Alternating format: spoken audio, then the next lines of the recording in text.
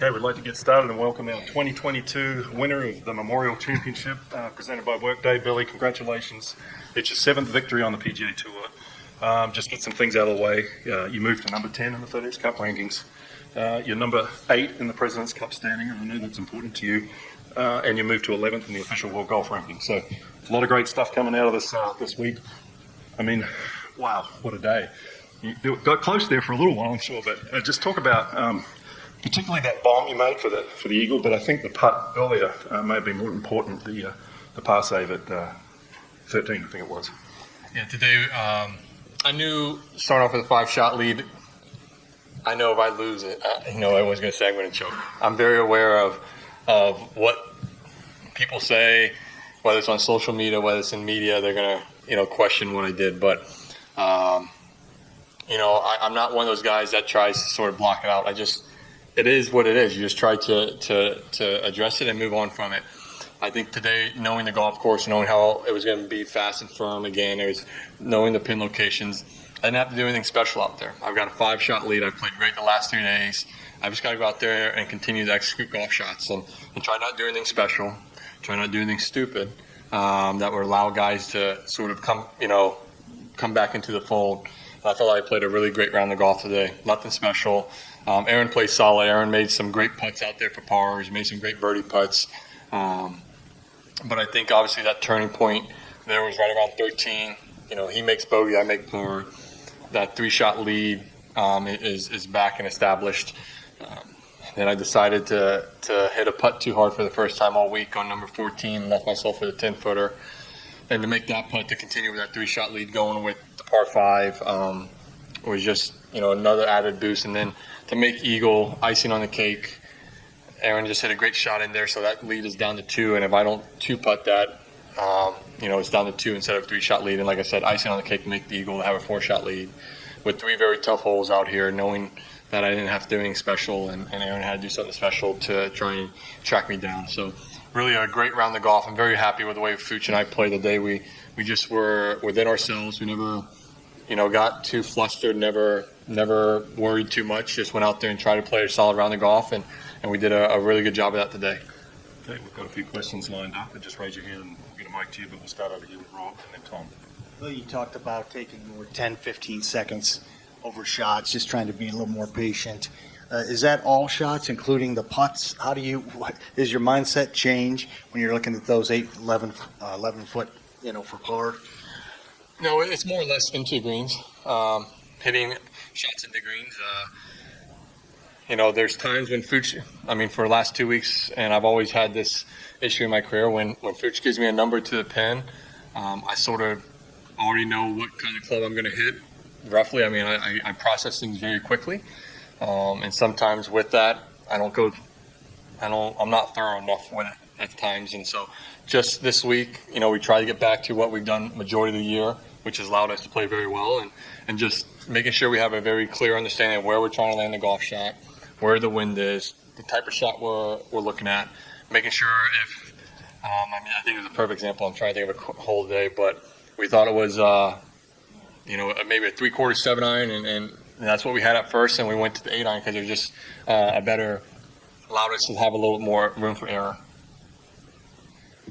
Hey, Jack. Hey, you got to put up with me for a few more minutes. No worries. Go ahead, Tom. Billy, how special was that celebration on the green with your family?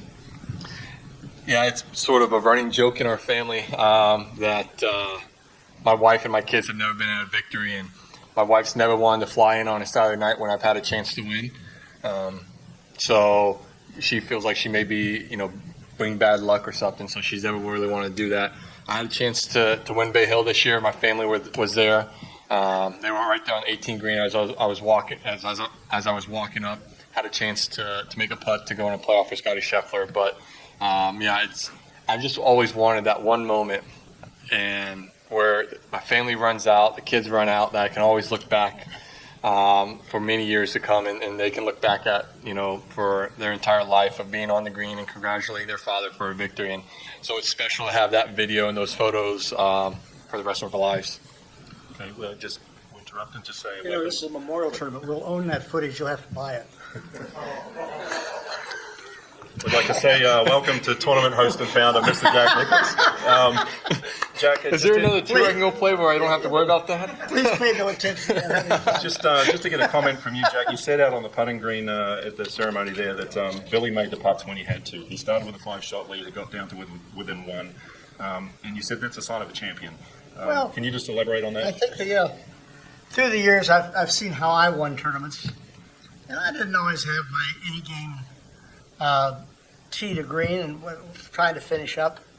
But if I was going to win, I had to make the putts I had to make when I got myself a little behind. Now, Billy hold a nice birdie putt at 10, nice little par putt at 11. 12. You made a nice bogey putt 12. When you were in the bunker 12, they were saying on television, and I said, don't even think about 3. He'll be very happy to get out of there with 4. The one he doesn't want to make is 5. And then 13, you hit your tee shot off to the right, and then you pitched it out and played a nice wedge shot or whatever you played. Is that a wedge? Yeah. And you hold a great putt for that putt. About 14, you hit the first putt, knocked it by the hole, made it coming back. Then 15, you hold the ball, played 2 beautiful shots. It's one of only probably about 10 guys that hit that green today. Right in the bottom of the cup. I don't know if there are any other Eagles today. Maybe one, I'm not sure. There was an albatross today, actually. Oh, wow. Oh, was there 2 there today? It was number 7. On that 15, I don't know how many there were. I don't know. He did just 7. Yeah, okay. And so anyway, he does that. And then in 16, I'm sitting there saying, they say, what? He asked me on television, what kind of shot should he play? As if he'd be in the first 1/3 of the green. He said, just put it somewhere in the front part of the green, let him 2-putt, which he did. He did exactly what I thought he should hit. A nice tee shot at 17. He got it. I guess you were down the left front of the green. Yeah, I hit a 6-iron through the green. Oh, through the green. Yeah, in the back left bunker Oh, you hit the bucket. That's right. Then you Yeah. knocked it out what? to 8 feet and missed the Oh, putt. see, Just looked that's out. when I walked down. I figured you were going to win it from there. I figured I was going to You win won it that. too. You made that putt too. I just missed it. Oh, you missed that one. Yeah. Oh, okay. I missed the putt today. You did miss one. Yeah. Oh my gosh. And then of course he played 18 perfectly. So he did what he had to do. He played nice golf shots. I think he was number 1 in greens that hit in regulation for the week. At least that's what we had upstairs. He may have been number 1 in putting too, because and I look at putting as you make putts when you have to make putts, not putts that you just you're in the middle of the pack and you hold some nice putts. That's not what counts. What counts is you make them when you make them. And that to me, that's the mark of a champion. And those are the guys that win tournaments, and you did that and you won. Okay, I appreciate that. We'll jump back into questions. We'll start here and then slide across to Steve. Billy, how hard is it to win on the PGA Tour? And have you earned kind of a greater appreciation for the grit, the grind that it takes, given you've been a while between wins? Has that given you a greater understanding that this is a pretty special win for me today? I think any win's special out here. Yes, it is tough to win on the PGA Tour, but I've looked. I love watching golf. As I've said for many years, I probably watch more golf than any PGA Tour player. Maybe it's a good thing, maybe it's a bad thing, but things I've watched. I've watched Tiger and how he closes out events, and I wasn't born yet in Jack's heyday when he was winning, but when I watched old footage, you watched how he plotted his way around the golf course. He took a lead, and he made sure he was never giving up shots back to the guys. So I have a very good understanding of how I think, to win golf tournaments. Have I put myself there a lot? No, but I think my record's pretty good when I do have a chance to win and closing out events. So you realize the value of par means a lot on a Sunday, especially when you're around the lead or leading a tournament. And so I'm a guy who loves grinding it out. I'm a guy who doesn't mind if it's not pretty. As long as it gets the ball in the hole with the least amount of shots, that's all that matters. And, the day I start off feeling good about my swing, and then sort of probably the tee shot on the iron shot at 12 fell a little off. And then from there, it was like, okay, we're just going to grind this out and figure out a way to get the ball in the hole as quickly as we can. And I do that very well, I feel like. Okay, we'll go Steve, Rex, and then Doug. What does this do for you heading to the country club, and what is your schedule en route to Boston? I've always felt like U.S. Open venues and the way they set them up, favors me very well. I know my only top 10 in a major is in the U.S. Open. Obviously, my major record is pretty abysmal, but I feel very confident with what we've done over the last 2 years. And like I said, results don't always show, but going to a U.S. Open, understanding you got to drive the ball really well. That's one thing I do very well. And you got to make putts, and I'm a really good putter inside 10 feet. So two things that are crucial to play well at a U.S. Open championship. I think, I check the boxes off with that. So this course is very U.S. Open-like with how firm and fast the greens are. The fairways are a little bit more generous than maybe we're going to see at a U.S. Open, but it's a very second shot oriented golf course, and you got to be able to control your iron play. And obviously, U.S. Opens, you got to have very good control of your iron play into greens when they get very firm and very fast and land them exactly where you're trying to on the green to stay on the green, but also have a legitimate chance of making a birdie. So I'm very comfortable with where my game's at this point. As always, I'm a perfectionist, and I'm not happy with not swinging it very well today the way I would love to. But I'm just going to take next week off, and I'll fly up Sunday morning and check out Brookline for the first time. I haven't been there. I've never been there. I've watched it in '99, and my wife played in a member guest last year, so she has more insight on the golf course than I do. Good Rex and then Doug. Billy, he mentioned at the start where this moves you to the FedEx Cup and the world ranking. Have you thought about where it might move you on the U.S. points list for the President's Cup team and what that might mean to you to make your first team? No, I don't really focus on the Ryder Cup and points list or President Cup points list. I've always felt like if I can just take care of my own business, then I'll have a chance of making a team, whether it's on points or being a captain's pick. And I think for the last decade plus now, I've been close to making a Ryder Cup or President's Cup team. I just haven't played very well, the last few months leading up to, the selection of the team. So I know there's still a long ways to go. There's still three and a half months left of the season, 4 months until the selection's taking place. And I'm just going to go out there and still try and just play really good golf. And hopefully if I play good golf, then everything sort of falls in line. That's always been my mentality and my focus. Quick follow-up. This is back-to-back weeks for guys who work with Hortsy. What does he bring to the table for you guys? Hortzy's unbelievable. Mark's been on my team since 2014. First year he comes on the team, we win the FedEx Cup. As you know, he's very English and he's very blunt. And we had a conversation before he joined my team about my record on the PGA Tour and things I didn't do well. And he was very blunt on how well that my short game wasn't very good and I had stone hands. So this week I've showed him finally that I have a short game that can sort of live up to the golf course and save me at times. But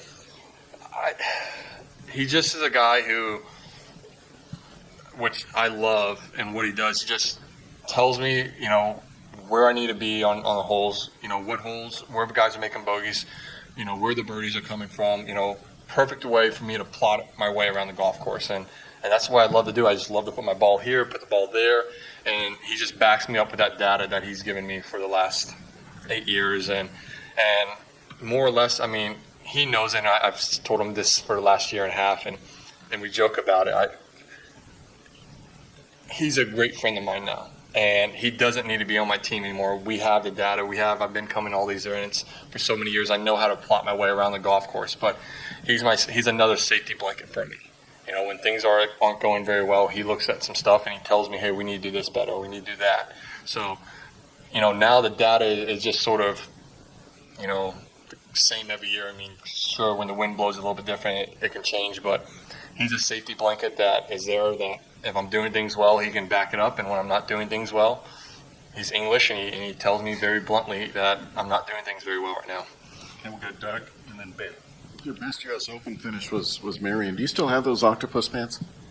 I do yes, I still have those octopus pants somewhere in my house. A couple things, Billy. Clubs, the shot you hit on 10, what club was that? And also 15. That was 9-iron. We had 168, I think, to carry the bunker out of the first cut, downwind.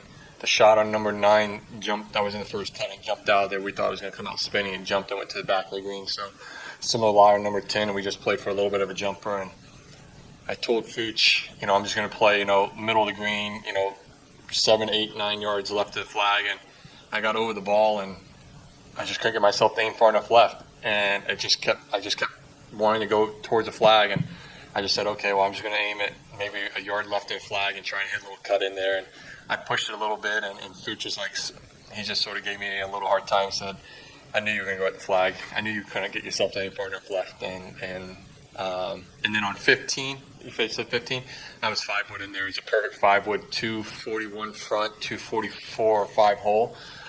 We had the wind, just a slight in off the left, which is perfect for me. Just try and start in the middle of the bunker and just hit like a little bit of a cut and let the wind just sort of take it back to the pin. And I mean, it was just a beautiful shot that I hit. And then if you look back over the last 15 months, we've seen you have hot stretches before, like into 14, et cetera, but you've knocked off 3 pretty strong fields now in 15 months. What does that do for your confidence? Where did that come from? I think what it does for my confidence is it shows that what we're doing at home and what we're doing on a weekly basis, we're doing the right things. I've said this for many years now. You work hard at the game, you try and do the right things, and sometimes the results don't always come to fruition right away, and it takes a little bit of time. And some guys, if they're not seeing the results right away, they change teachers, they change what they're doing, they sort of give up on the process. I'm not. I believe in the process that my team that we have put in place, and I believe that we prep better than anyone, on a weekly basis. But that doesn't mean we're going to always play well on a weekly basis. It just gives us a better opportunity to succeed, though. And so this is just, I feel like it's been a long time coming, and it's nice to finally see the results for myself, but it's nice to finally see the results for my teacher, Todd Anderson, who's been with me since 2008. He works his butt off, and, we're always trying to get better. And, Mark Horton, he's been on my team since 2014. Fuchs joined the team, pretty much a year ago last year. And so everyone, from my trainer and my physio, we're always working hard, and I do probably work my team pretty hard. I'm a hard worker myself, and sometimes, they get a little tired because I want to just keep pushing and keep going forward, but they all understand it's all for the betterment of the team, and hopefully it gives us the best chance to be victorious, and it's great to have 3 wins in roughly the last 15 months. Time for a few more. We'll go Pam, Dave, and then Brendan. Just off what Doug said there, those 3 wins, obviously, elevated event over there, WGC, you've got a FedEx Cup, but you mentioned your major record. Do you find yourself fairly rated, underrated? How do you sort of gauge where you sit in the world of golf? You asked me to talk about myself, and it's not something I like to do, but I'll answer that one for him. I don't think Billy cares where he's rated. As long as he keeps playing well and gets the results, then the ratings will take care of themselves, just like money and FedEx points and everything else will take care of themselves. correct. Absolutely. I'll go to an actual question. You mentioned Fuchs obviously coming on. Can you just, all caddies have their plus, their minus, different things, quirks, whatever, but what specifically has he brought to your game over those 12 months? I mean, Fuchs is one of the best caddies, if not the best caddy in the business, in my opinion. He's been doing it for 30 years, maybe 20 years on the LPGA, and for the last 15, 18 years, on the PGA Tour and European Tour, and he's had some unbelievable players. So he brings a level of experience, and he's seen what the best players, whether it be LPGA or the PGA Tour, have done to be successful. And so he just brings that extra little bit of added knowledge. He brings that comfort to me on the golf course that, we're always going to make sure we're trying to do the right things. And he's always got my back, and I've got his back. And I can be hard. I'm not going to lie. I can be a little bit of a, whatever word you want to use, out in the golf course at times when things aren't going well. But he's great because it doesn't faze him. And I think I've always said I need a caddy who's really thick-skinned and has a great sense of humor, because I like to bust chops, and he likes to, do the same thing and gives it back to me. So, I have 2 guys on my team that are very English, and I love the English culture, and I love the English people.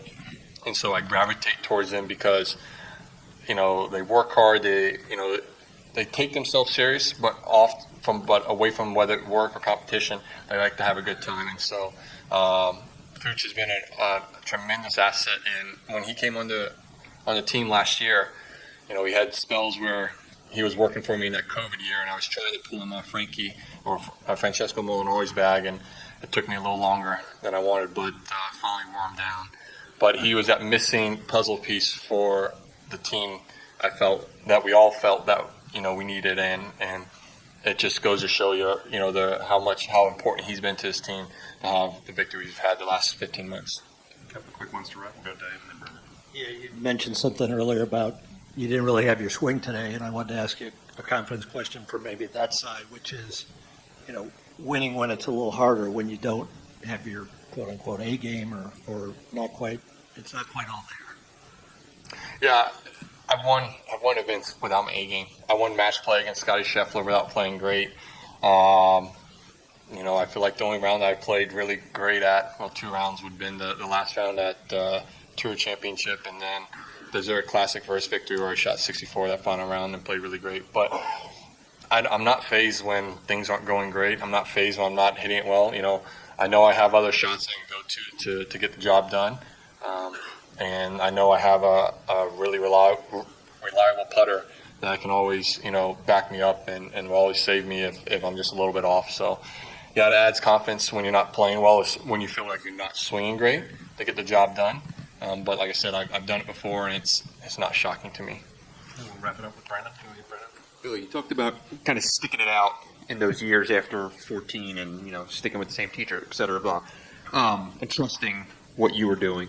Can you describe was it difficult to do that as more and more new players came on the scene and this kind of wave of young talent, and here you are getting older and suddenly get into your mid-30s? Like, how hard was that to say, where do I kind of fit in this pecking order? Yeah, I think as I've said before, sometimes people aren't aware of what's going on off the golf course. 14 was a great year. I played great and come out in 15, and I started off 15 very well, and then it played great at the end of the year. And unfortunately, as we have talked about now, I was dealing with stuff at home. My wife was, unfortunately at the time addicted to alcohol, and we had to address that, and we addressed it in 16, and it took just a few, I would say 6 months to a year to, just where she was in a place that she was very happy with, and I felt comfortable with her. We had a newborn baby at home at the same time. There's just a lot of stuff at home that just people don't realize that sort of sometimes takes focus away. It didn't take any of the hard work and process away, but it just, just something you else got to deal with, just like anyone else in everyday life. But yeah, I mean, you win the FedEx Cup at 14, you think everything's going to just take off, and it doesn't. And, some of that's my own fault too, because I'm a perfectionist, and I felt like, hey, I can do this better in my golf swing. Or you start trying to chase distance, and you get away from what you do well as a player. And, that's why I have a team around me to make sure we're always getting back into where we need to be. And, like I said, I worked hard, and it just wasn't happening. And I didn't change teachers. A lot of guys would have changed teachers. Todd and I are great friends, and I knew we were doing the right things. It just wasn't materializing. So, it's, it's like any player, when things aren't going well, you look at what other guys are doing, and you're like, some guys get down. For me, I kick myself in the butt. I'm like, that should be me. And it pushes me to work harder and to strive to be better. And sometimes it's a detriment, because sometimes I push myself too hard, and I've just got to be aware of where I am at that time. And I think now, at the age of 35, I'm very aware of where I am in the game of golf and what I need to do and focus on, and not worry about some other stuff that I can't control. Okay. Well, we appreciate you being gracious with your time, Billy. Thanks, Mark. Congratulations Thank on you. the great victory, Mr. Thanks, Nicholas. Thanks for being a wonderful host again, as usual. We appreciate that, and thanks for everybody for joining us. Congratulations. Thank you. Good stuff, man. Thanks,